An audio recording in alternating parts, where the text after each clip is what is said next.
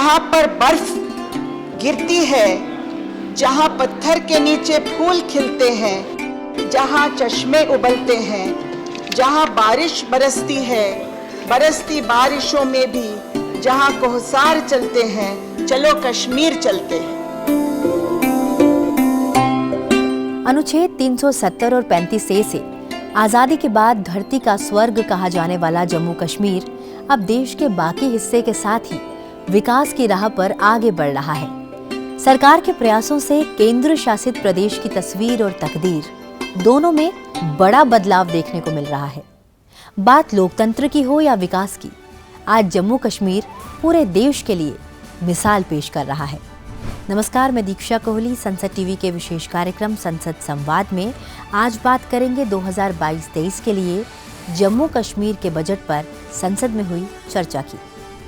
जिस विचारात्मक उद्देश्य को लेकर ये सरकार अगस्त 2019 में चली थी कि आर्टिकल 370 को, धारा 370 को धराशायी करके और जम्मू कश्मीर को केंद्र शासित प्रदेश बनाकर जम्मू और कश्मीर का विकास, तरक्की, उनके नौजवानों को रोजगार,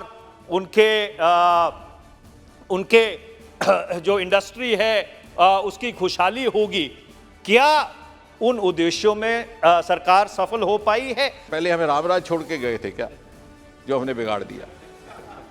और अगर वाकई if you have this conviction, if you are saying this with conviction के 370 के हटने के बाद ही सारा तहस नहस हुआ, then have also the courage to say that if Congress comes back tomorrow our main agenda would be we would restore 370।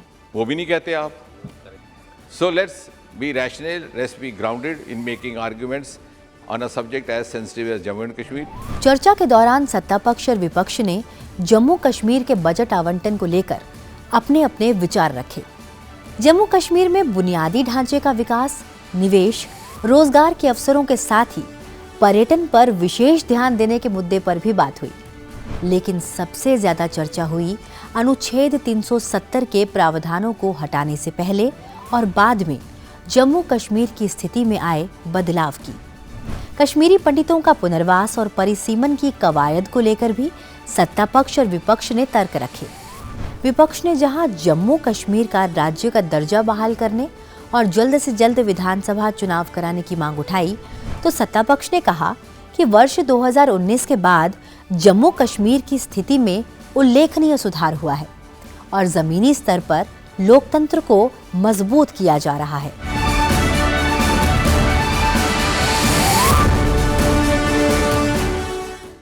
अगस्त 2019 एक देश, एक निशान और एक प्रधान का सपना साकार हुआ। साथ ही जम्मू कश्मीर में नए युग की शुरुआत हुई। दशकों के फासले को कम करते हुए नरेंद्र मोदी सरकार ने विकास की दौड़ में पीछे छूट रहे जम्मू कश्मीर से अनुच्छेद 370 के प्रावधानों को निरस्त कर 70 साल की टीस को खत्म किया। तब केंद्रीय गृह मंत्री अमित शाह ने इसे ऐतिहासिक भूल को ठीक करने वाला ऐतिहासिक कदम करार दिया। नरेंद्र मोदी सरकार की इसी दीर्घकालिक सोच का नतीजा है कि आज जम्मू कश्मीर भी देश के बाकी राज्यों के साथ विकास की राह पर तेजी से आगे बढ़ रहा है। That after the removal of 370, Article 370, 890 central laws have now become applicable to J&K. And it is only after that Dr. Ambedkar's dream is coming through even to the people of Jammu and Kashmir. 250 state laws have been repealed. 130 state laws have been modified. So much of change had to be done to even get them at par with the rest of the country. 70 years that parity was not there. So, as a result, a whole lot of financial reforms have also been taking place. Article 370 के बाद आज देश के सभी लोग tourism के दृष्टिकोण से जम्मू कश्मीर देखना चाहते हैं, जम्मू कश्मीर के सुंदरता को देखना चाहते हैं, मगर पहले ये स्थिति नहीं था। मैं बताना चाहता हूं, ये भारत सरकार जम्मू कश्मीर में अलग अलग डेवलपमेंटल एक्टिविटी काम कर रहे हैं। अध्यक्ष जी, ये जम्मू कश्मीर एक नया सफर पर आज निकल पड़ा है। केंद्रीय वित्त मंत्री निर्मला सीतारमण ने 14 मार्च 2022 को लोकसभा में 2022-23 के लिए जम्मू कश्मीर का बजट पेश किया। अनुच्छेद 370 हटाए जाने के बाद केंद्र शासित प्रदेश का ये तीसरा बजट था। सत्ता पक्ष ने कहा कि जम्मू कश्मीर के लिए लगातार तीसरे साल 1 लाख करोड़ रुपए से ज्यादा का आवंटन किया गया है, जो जम्मू कश्मीर के विकास के लिए सरकार की प्रतिबद्धता दर्शाता है। 1,42,150 करोड़ रुपए के सकल बजट में 29,200 करोड़ रुपए अन्य मदों के भी शामिल हैं। शुद्ध बजट 1,12,950 करोड़ रुपए है, जो 2021-22 के बजट से 10% ज्यादा है। सत्ता पक्ष के सांसदों ने कहा कि ये बजट जम्मू कश्मीर के लोगों की आकांक्षाओं को पूरा करने के साथ ही विकास को नई गति देने का काम करेगा। वित्त मंत्री जी का भी आभार व्यक्त करना चाहता हूं कि उन्होंने एक जो बजट है 1.1 लाख करोड़ का था, जिसे बढ़ाकर 1.42 लाख करोड़ करने का काम जम्मू कश्मीर के लोगों के लिए किया है। मुझे विश्वास है कि इससे जम्मू कश्मीर के विकास को एक नई गति देने का काम ये बजट करेगा। जम्मू कश्मीर में जल शक्ति में 282% to 82% अधिक की वृद्धि हुई है, उसमें एलोकेशन हुआ है। डिजास्टर मैनेजमेंट में 4000% से अधिक का एलोकेशन हुआ है। इरिगेशन में 60.91% से अधिक का एलोकेशन हुआ है। इंडस्ट्री में 33% से अधिक का एलोकेशन हुआ है। टूरिज्म में 33% से की बढ़ोतरी हुई है। रूरल डेवलपमेंट में 8% की बढ़ोतरी हुई है। ये सब कैपिटल एक्सपेंडिचर है जो कि एसेट क्रिएशन भी करेगा। जम्मू कश्मीर में विकास की गति जो है वो तेजी के साथ आगे बढ़ रही है और सामान्य रूप से कश्मीर घाटी हो या जम्मू प्रोविंस हो, सामान्य रूप से विकास जो है वो आगे बढ़ रहा है। कि जम्मू कश्मीर में आज एम्स की बात करो, IIM की बात करो या रिंग रोड की बात करो, नेशनल हाईवे की बात करो, जम्मू एयरपोर्ट की बात करो, ये सारे कार्य जो हैं अब धारा 370 हटने के बाद जो है वो शुरू हुए हैं और तेज गति के साथ आगे बढ़ रहे हैं। अब लोगों को कोई शिकायत नहीं है। जो आर्टिकल 370 हटने के बाद जो लगातार माननीय प्रधानमंत्री जी, माननीय गृह मंत्री जी और वित्त मंत्री के नेतृत्व में वहाँ पर विकास की जा रही है, जिससे वे लोगों इस विकास की मुख्य धारा से जुड़ने का काम किया है। बीजेडी और आरएलपी ने भी जम्मू कश्मीर से अनुच्छेद 370 हटाने को ऐतिहासिक कदम बताया। टीआरएस, वाईएसआरसीपी और एआईएडीएमके ने कहा कि केंद्र सरकार के प्रयासों से जम्मू कश्मीर विकास की राह पर तेजी से बढ़ रहा है। There was a historic transformation in August 2019. This should have happened much earlier. The budget of 22-23 shall again cross 1 lakh crore mark. This is an indication of the commitment of this government for the Union territory. And it is time that you make it a model of development. During the past 2 years, the Union Territory of Jammu and Kashmir has been marching on the path of development as a result of the government initiatives, which included various developmental schemes executed under the Prime Minister development packages, focusing on individual beneficiaries and reviving long-pending projects.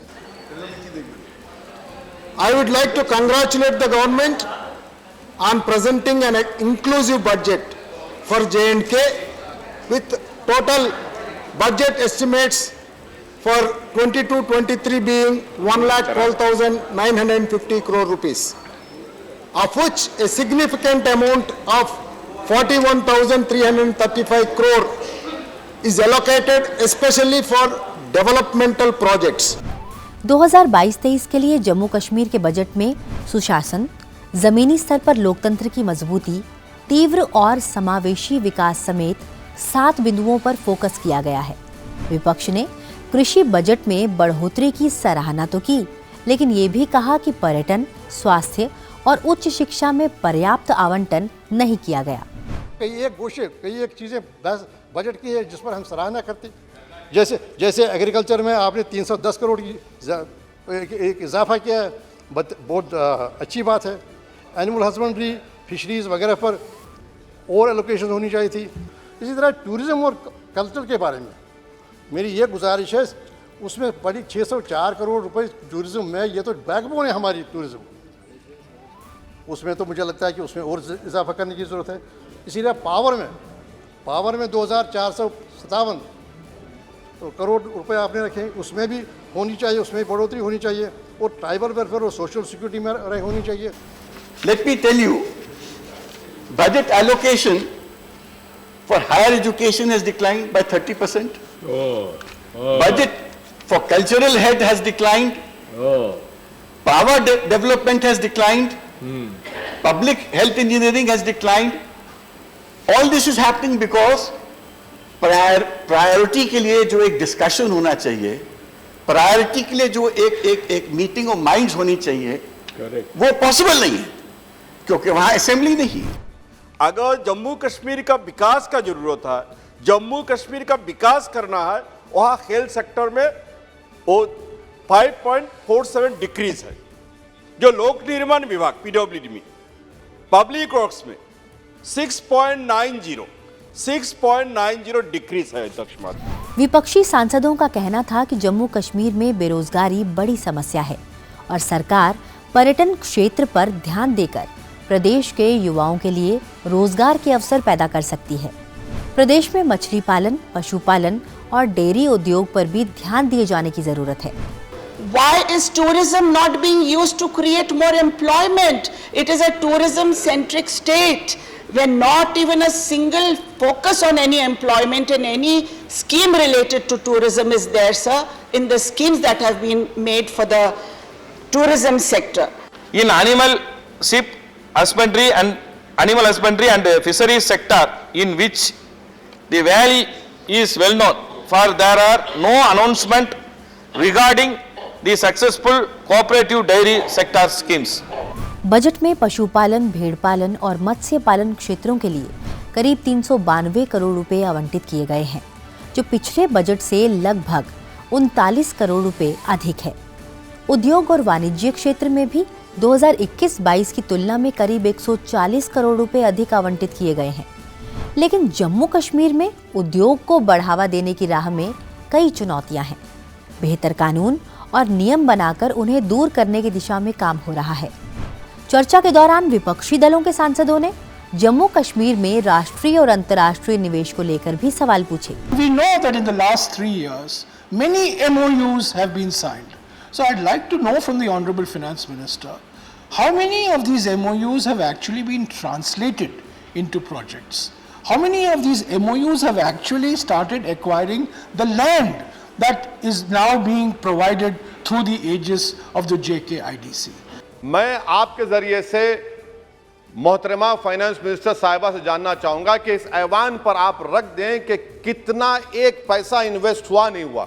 MOU की बात मत करिए, कागजात तो बहुत निकलेंगे, मगर MOU नहीं बल्कि एक पैसा कितना आपने इन्वेस्ट कश्मीर में करवाया। विपक्षी दलों के सांसदों ने जम्मू कश्मीर में जल्द से जल्द विधानसभा चुनाव कराने की मांग भी उठाई। उनका कहना था कि ये बजट जम्मू कश्मीर की विधानसभा में आता तो बेहतर होता। तवज्जो तलब मामला है कि ये कोई 1.5 करोड़ लोगों की आबादी है, वो कैसे 4.5 साल से किसी रिप्रेजेंटेशन के बगैर है। क्यों नहीं वहाँ असेंबली है, जो असेंबली खुद ये फैसला करती कि वहाँ की ज़रूरियात क्या है, वहाँ की लोगों की तवक़ात क्या है, एस्पिरेशंस क्या है और क्या एलोकेशंस होनी चाहिए। ज़रा खुद इस पर ध्यान दीजिए ना। What is the meaning of this budget being read in Parliament? Why could not Jammu and Kashmir's elected representatives, their finance minister, give this budget? What is there in this budget of Nirmala Sitharaman that representatives of Jammu and Kashmir could not speak on? This is deprivation of the people of Jammu and Kashmir, their rights to have their own government. सत्ता पक्ष ने कहा कि जम्मू कश्मीर में अभी चुनी हुई सरकार नहीं है, इसलिए केंद्र शासित प्रदेश के बजट पर संसद में चर्चा हो रही है।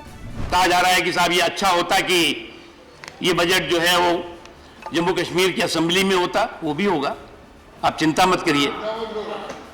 हमने पॉलिटिकल प्रोसेस शुरू किया है, जिसको कि आपने पंचायतों के चुनाव नहीं करने, आज़ादी से आज तक नहीं किए। वो भी वहां पर हुए हैं। लोगों ने जम करके पूरे जुनून और जज्बे के साथ, जनतंत्र के जुनून और जज्बे के साथ उसमें हिस्सेदारी भागीदारी की है। ये भी इसी समय में हुआ है। और मैं तो इतना ही कहूंगा कि न हम सफर न किसी हम नशी से निकलेगा, न हम सफर न किसी हम नशी से निकलेगा, हमारे पांव का कांटा हम ही से निकलेगा। मैं जानना चाहता हूं, अगर जम्मू कश्मीर का बजट इंडियन पार्लियामेंट में नहीं तो क्या पाकिस्तान के पार्लियामेंट में चर्चा होना चाहिए? ये सभी लोग जानते हैं कि वहाँ पे अभी पॉपुलर गवर्नमेंट नहीं है, इसलिए यहाँ पे इस बजट को डिस्कस करके यहाँ से पास करके जम्मू कश्मीर में ही इम्प्लीमेंट किया जाएगा। सत्ता पक्ष के सांसदों ने यह भी कहा कि अनुच्छेद 370 हटने के बाद जमहूरियत, कश्मीरियत और इंसानियत को जमीन पर लागू करने का काम नरेंद्र मोदी सरकार ने किया है। जम्मू कश्मीर में पहली बार त्रिस्तरीय पंचायती राज प्रणाली, ग्राम पंचायत, पंचायत समिति और डीडीसी के चुनाव हो चुके हैं। इस बजट में भी जमीनी स्तर पर लोकतंत्र की मजबूती के लिए पर्याप्त आवंटन किया गया है। यदि बजट का व्यय हो तो सबसे पहले किस चीज में व्यय होना चाहिए? डेमोक्रेसी को स्ट्रेंथन करने में, लोकतंत्र को मजबूत करने में। तो ग्रास रूट पर डेमोक्रेसी को मजबूत करने के लिए अगर आप देखें तो हम लोगों ने ग्राम पंचायतों के लिए 1000 करोड़ रुपए 4290 ग्राम पंचायतों के लिए आवंटित किए हैं। 200 करोड़ रुपए 20 डिस्ट्रिक्ट काउंसिल्स के लिए किए हैं। 313 करोड़ रुपए 30 अर्बन लोकल बॉडीज के लिए किए हैं और 71.5 करोड़ रुपीस 235 ब्लॉक्स के लिए किए हैं। और मैं यह कहना चाहता हूं, हमने एक अलग नैरेटिव सेट करने का प्रयास किया है, विकास का नैरेटिव जो इस बजट में दिखाई पड़ता है। हमने यह कहने का प्रयास किया है कि अब एक नया कश्मीर आगे उठेगा। विपक्षी सांसदों ने भी स्थानीय निकाय चुनाव कराने के लिए सरकार की सराहना तो की, लेकिन जम्मू कश्मीर का राज्य का दर्जा बहाल करने की मांग की और परिसीमन की कवायद को लेकर सवाल भी उठाए। Yes, I do appreciate that the local body elections at sarpanch level has taken place, but the real democratic fabric of the state, that is the statehood of Jammu and Kashmir. 18 अक्टूबर 2020 को माननीय गृह मंत्री जी ने कहा था कि जम्मू और कश्मीर के स्टेटहुड का जो विषय है उसके ऊपर जल्द निर्णय होगा, जल्द फैसला होगा। सरकार उसके ऊपर कब अमल करने जा रही है? कब जम्मू कश्मीर का जो स्टेटहुड है उसको रिस्टोर करने जा रही है? My request, there is a need to protect the federal rights of the people of JNK. JNK should be granted statehood. The promises made to them should be fulfilled. अगर वहाँ विधानसभा वगैरह को आपने परिसीमन करा लिया, फिर चुनाव कराने में क्या दिक्कत है? हालांकि परिसीमन कराने में भी आपने कुछ ज्यादती की है, लेकिन करिए, कोई बात नहीं। चलिए, हो गया परिसीमन, हो गया है तो चुनाव कराइए, तो ये संसद में फिर जरूरत न पड़े हम लोगों को डिस्कस करने की कश्मीर के बारे में। जम्मू कश्मीर में लोकसभा और विधानसभा सीटों के परिसीमन के लिए मार्च 2020 में गठित जम्मू कश्मीर परिसीमन आयोग अपनी अंतिम रिपोर्ट सौंप चुका है और आयोग के आदेश 20 मई 2022 से प्रभावी हो चुके हैं। इसके मुताबिक जम्मू कश्मीर की 90 सदस्यीय विधानसभा में जम्मू क्षेत्र में 43 और कश्मीर में 47 सीट होंगी। आयोग ने जम्मू क्षेत्र में 6 जबकि कश्मीर घाटी में 1 विधानसभा सीट बढ़ाई है। सत्ता पक्ष ने कहा कि परिसीमन के जरिए न्याय किया जा रहा है और जम्मू कश्मीर के लोग इससे खुश हैं। साथ ही ये भी कहा कि सही समय आने पर जम्मू कश्मीर का राज्य का दर्जा बहाल कर दिया जाएगा। मनीष जी ने भी कहा, दादा ने भी कहा कि गृह मंत्री जी कह गए थे the statehood will be restored. तो ये कब होगा? तो मैं सिर्फ इतना आपको आश्वासन दे सकता हूं that it will not take 70 years. आपने तो 70 साल लगाए 370 हटाने को, फिर भी हटा नहीं सके। हम 70 साल नहीं लगाएंगे, उससे पहले ही as the honourable prime home minister has said at the appropriate time it will be restored. रही बात डिलिमिटेशन की, यहाँ पर डिलिमिटेशन के बारे में कहा गया, वही पार्टियां नाखुश होंगी जिन्होंने शक्तियों का दुरुपयोग किया है। ये भेदभाव पहले होता रहा है, आज वो भेदभाव जो है वो नहीं हो रहा है। आज सामान्य रूप से जिसका जो हक बनता था डिलिमिटेशन ने उसे वो हक दिया है। इसलिए जम्मू कश्मीर की सरकार जो है, जम्मू कश्मीर के लोग जो हैं वो खुश हैं कि पहली बार डिलिमिटेशन कमीशन द्वारा इंसाफ जो है वो जम्मू कश्मीर की जनता के साथ किया गया है। दोनों सदनों में कश्मीरी पंडितों के पुनर्वास का मुद्दा भी उठा। विपक्ष ने पूछा कि बीते 7 सालों में कितने कश्मीरी पंडितों का पुनर्वास किया गया है। सत्ता पक्ष ने भी आंकड़ों के जरिए बताया कि सरकार कश्मीरी पंडितों के पुनर्वास के लिए कौन-कौन से कदम उठा रही है।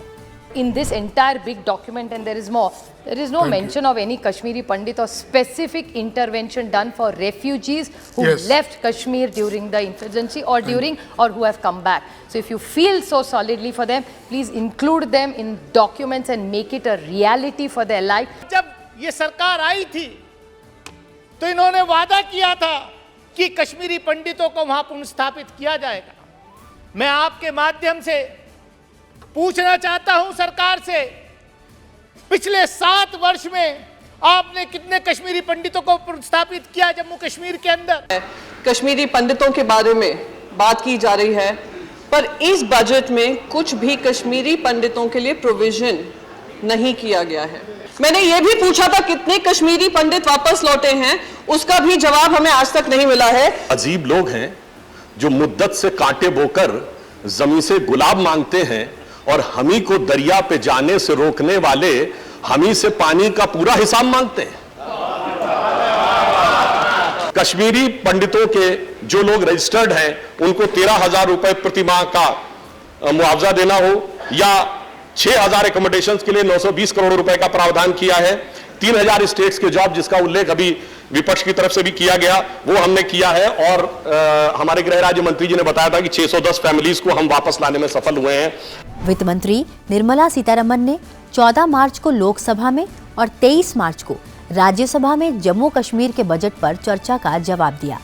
कानून व्यवस्था की स्थिति में सुधार का जिक्र करते हुए उन्होंने कहा कि जम्मू कश्मीर से अनुच्छेद 370 हटाए जाने के बाद से घुसपैठ, संघर्ष विराम उल्लंघन और आतंकवाद की घटनाओं में कमी आई है। परियोजनाओं को तेजी से पूरा किया जा रहा है और युवाओं को रोजगार के अवसर भी उपलब्ध कराए जा रहे हैं। I just wanted to also highlight the fact that the larger interest of J&K has been well addressed after the 370 removal, Article 370 removal. In 2018 and 19, 9,229 projects were completed. In 2019 and 20, 12,637 projects were completed. In 2020-21, sir, 21,943 projects got completed. In 21-22, which is ending this March, 40,000 projects have been completed. 1,198 startups have been registered in J&K. More than 200 startups have been funded already. Funding to startups is approximately 250 crores. As per CMIE, that which monitors the Indian economy, in January alone, February, at the end of February, from some time years ago, where it was 22% unemployment, unemployment rate has come down to 13.2%.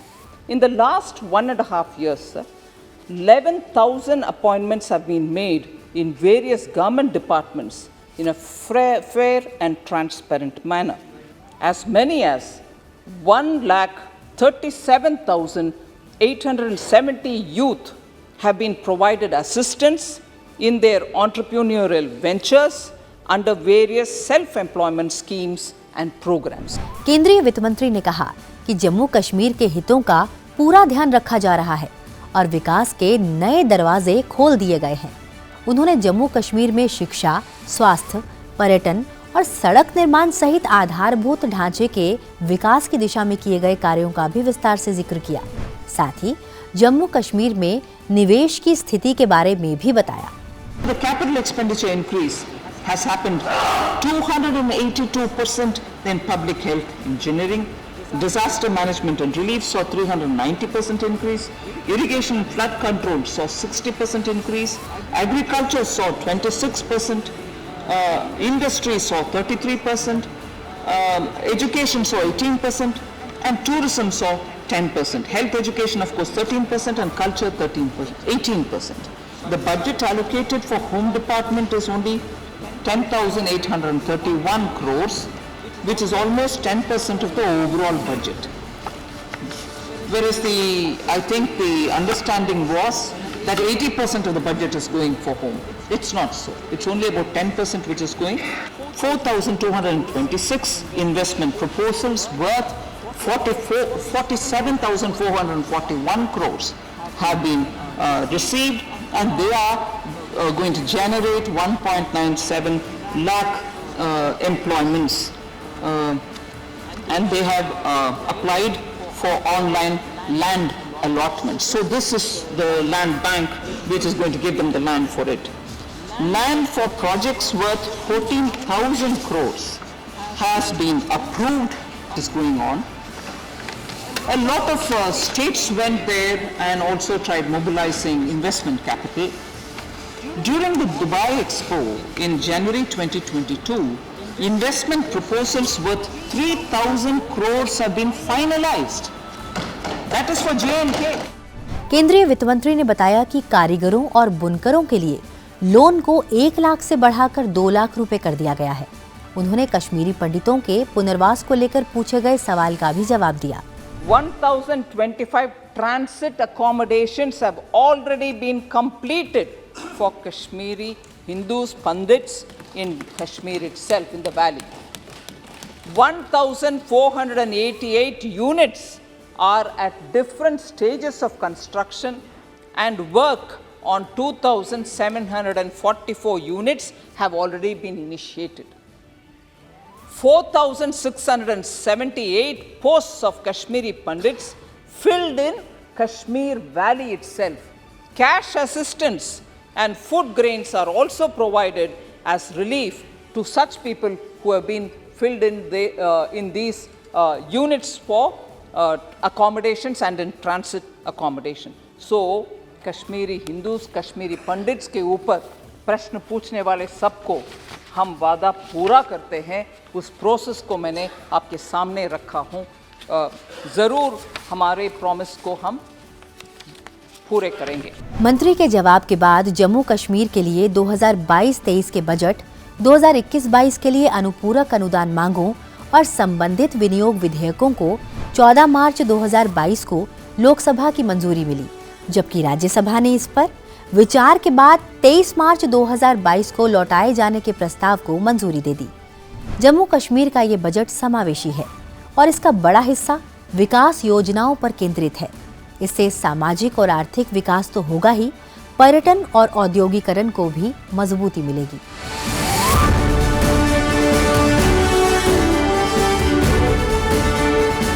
हमारा ये कार्यक्रम आपको कैसा लगा? अपने सुझाव आप संसद टीवी के सोशल मीडिया प्लेटफॉर्म पर हमें भेज सकते हैं। संसद संवाद के अगले एपिसोड में हम आपको दिखाएंगे संसद में हुई ऐसी ही एक और दिलचस्प चर्चा। फिलहाल मुझे दीजिए इजाजत और आप देखते रहिए संसद टीवी। नमस्कार।